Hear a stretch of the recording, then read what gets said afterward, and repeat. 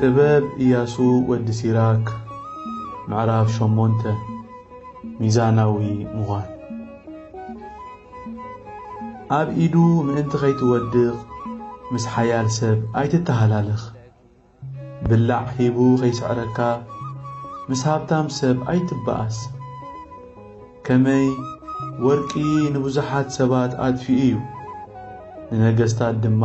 ኣባላሽ እዩ ነግራ ምስ ዝኾነ ሰብ ኣይትማጎት እዚ ኣብቲ ኣጊልዎ ዘሎ ሓዊ እንጨይቲ ምውሳኽ እዩ ነቦታትካ ከይተዋርድ መዕበይኡ ምስ ዘይብሉ ሰብ ኣይትዋዘን ካብ ሓጢኣቱ ንዝንሳሕ ሰብ ኣይትንቆፎ ኩላትና መቕፃዕቲ ዝግባአና ሰባት ምዃንና ዘክር ንሰብ ምስ ኣረገ ኣይትንዓቆ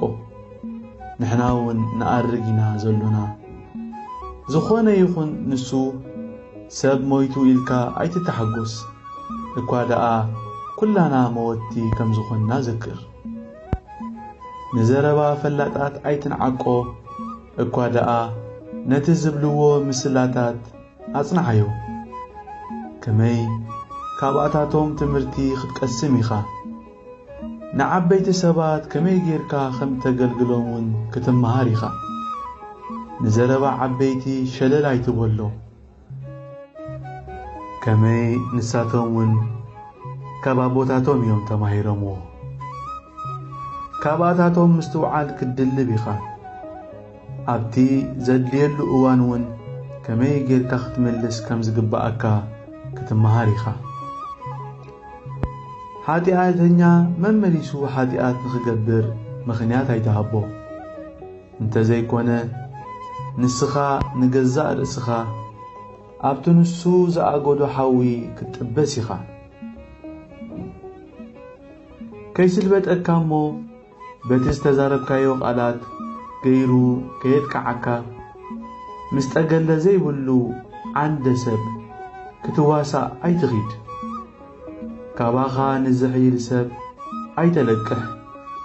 እንተ ደኣ ኣለቂሕካዮ ግና ከም ዝጠፋኣካ ጌርካ ገምቶ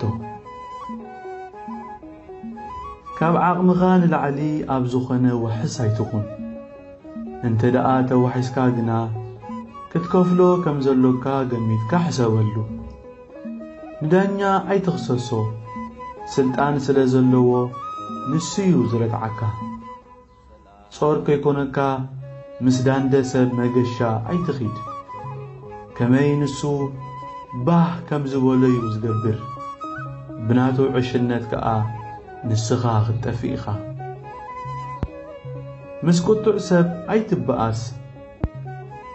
ኣብ ጸምጸም በረኻ እውን ምስኡ ኣይትኺድ ንኡ ደም ምፍሳስ እሚንቲ እዩ ሓገዝ ኣይረክብን እዩ ኢሉ ኣብ ዝገመተሉ እዋን እውን ክቐትለካ ይኽእል እዩ ምስጢር ክዓቁር ኣይክእልን እዩ እሞ ምስ ዓሻ ኣይትምከር እንታይ ከም ዝወልድ ስለ ዘይትፈልጥ ነቲ ብምስጢር ክትሓዝ ኣለዎ እትብሎ ነገር ኣብ ቅድሚ ባዕድ ሰብ ኣይትግበሮ ሓጎስካ ምድርባይ ምእንቲ ከይኮነካ ምስጢርካ ንዝኾነ ሰብ ኣይትግለጽ